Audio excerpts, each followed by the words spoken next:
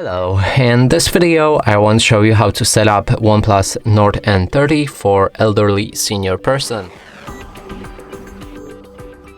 And on this device it's quite simple. We'll need to open our settings and find the simple mode. So it should be in the special features. We can either search for it or again scroll down.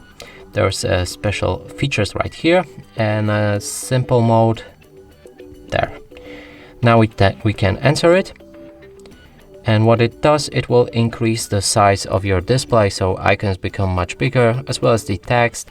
And it also goes for a Messengers app, so that it's much easier to see.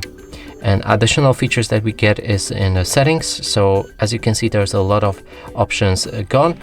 So it's not that easy to break any or accidentally change any settings on our phone.